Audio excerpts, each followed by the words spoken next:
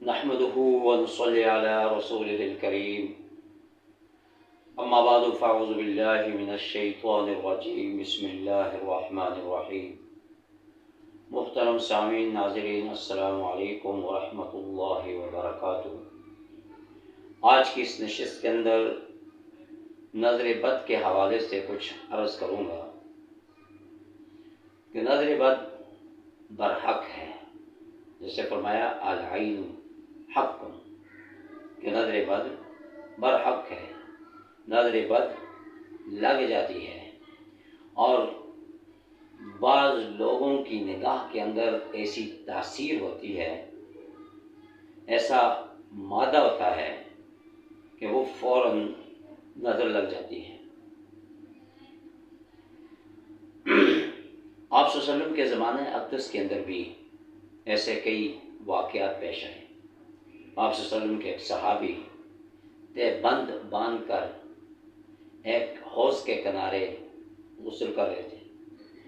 ایک شخص ان کے پاس سے گزرا اور اس شخص کی نظر اس صحابی رسول کے جسم پر پڑی، تو اس نے کہا کہ واہ، کیا کمال جسم ہے، کتنا خوبصورت جسم ہے، کہ ایسا جسم میں نے کبھی نہیں دیکھا۔ یہی الفاظ کہنے کی دیر تھی کہ وہ شخص تڑپنے لگا۔ آپ صلی اللہ علیہ وسلم کی خدمت میں حاضر ہوئے کہ یا رسول اللہ صلی اللہ علیہ وسلم، میرے ساتھ یہ واقعہ پیش آ گیا۔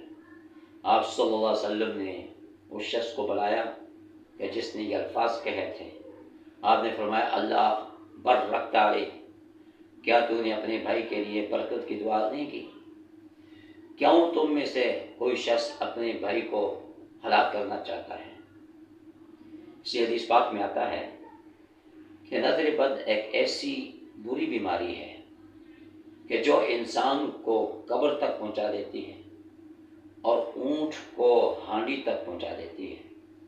اب اسے نظر بد سے بچنے کے لیے اللہ کے پیغمبر صلی اللہ علیہ وسلم نے فرمایا کہ جس کی نظر لگی ہے کہ اس شخص سے کہا جائے کہ وہ وضو کرے یا غسل کرے، اور اس کے وضو کے پانی کو یا غسل کے پانی کو کسی برتن میں اکٹھا کیا جائے، اور پھر اس پانی کو اس مریض کے جسم پر ڈال دیا جائے، تو اس سے فرمایا کہ وہ نظر بد ختم ہو جاتی ہے۔ کیونکہ یہ حکمت خداوندی ہے کہ اللہ رب العالمین نے جس جسم کے اندر بیماری پیدا کی ہے، اسی جسم کے اندر شفا بھی رکھی ہے۔ جس طرح مکھی کے متعلق آتا ہے، مکھی کے ایک پر کے اندر اللہ نے شفا رکھی ہے، دوسرے پر کے اندر بیماری ہے، اور مکھی اگر کسی چیز کے اندر گرتی ہے تو سب سے پہلے وہ بیماری والے پر کو ڈبوتی ہے، اور پھر فرمایا اگر کوئی ایسی چیز ہو، پانی ہو، تو تم اس کے دوسرے پر کو بھی اس کے اندر ڈبو کر نکال کر استعمال کر لو، تاکہ بیماری والے پر جو ڈبونے کی وجہ سے دوسرے جو شفا والا پر ہے اس کو ڈبونے کی وجہ سے وہ بیماری ظاہر ہو جائے گی۔ ایسے ہی فرمایا کہ جس جسم کے اندر نظر بد کا مادہ پایا جاتا ہے اور اس کے وضو یا غسل کے پانی کو جمع کر کے اس مریض کے جسم پر ڈال دیا جائے تو اللہ تعالیٰ شفا عطا فرما دیتے ہیں۔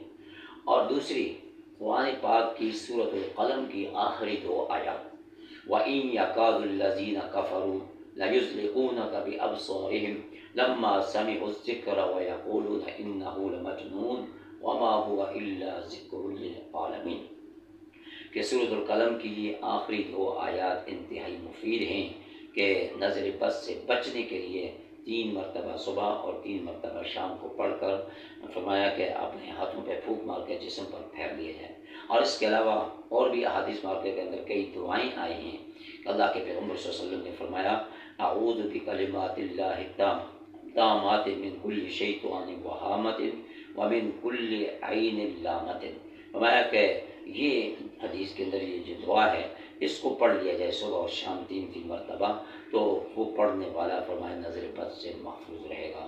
اور اس کے علاوہ ایک تیسرا عمل سورۃ الکوثر، فرمایا کہ اگر کوئی شخص سورۃ الکوثر کو پڑھ لے تو وہ بھی نظر بد سے محفوظ رہے گا۔